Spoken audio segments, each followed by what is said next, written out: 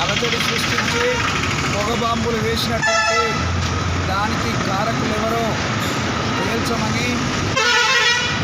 భారత అత్యున్నత ప్రజాస్వామ్య వేదికైనటువంటి పార్లమెంటుకే రక్షణ లేకపోతే ఈ దేశంలో ప్రజలకు రక్షణ ఎట్లుంటుందని ప్రశ్నిస్తూ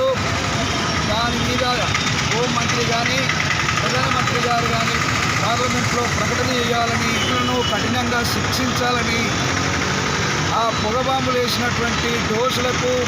పాస్ ఇచ్చినటువంటి బీజేపీ ఎంపీని సస్పెండ్ చేయాలని డిమాండ్ చేస్తూ ఆందోళన నిర్వహిస్తూ ఉన్నటువంటి ప్రతిపక్ష పార్టీల ఎంపీలందరినీ సస్పెండ్ చేసి ప్రజాస్వామ్యం గొంతునొక్కేటువంటి బీజేపీ ప్రభుత్వ విధానాలకు వ్యతిరేకంగా ఈరోజు దేశవ్యాప్తంగా జరుగుతున్నటువంటి నిరసనలో భాగంగా ఈరోజు పెద్దపల్లి జిల్లా కేంద్రంలో మూతికి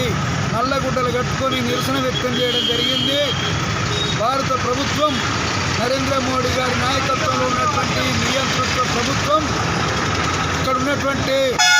హక్కులు సౌకర్యాలను హరించడమే కాదు, అప్రజాస్వామ్యకంగా వ్యవహరించడమే కాదు, పార్లమెంటు సభ్యుల గొంతు నొక్కడం కూడా ఈరోజు నిర్ణయించుకున్నది. మొత్తం పార్లమెంట్నే అపహాస్యం చేసి ప్రతిపక్ష సభ్యులందరినీ బయటకు పంపించేసి ఈ దేశానికి నష్టదాయకమైనటువంటి అనేక చట్టాలను బిల్లులను ఈ పార్లమెంట్లో ఆమోదించుకున్నారు. ఇట్లాంటి అప్రజాస్వామిక నియంతృత్వ విధానాలకు వ్యతిరేకంగా భారత ప్రజలు పోరాటాలకు సిద్ధం కావాలని సిపిఎం జిల్లా కమిటీగా విజ్ఞప్తి చేస్తూ ఉన్నాం.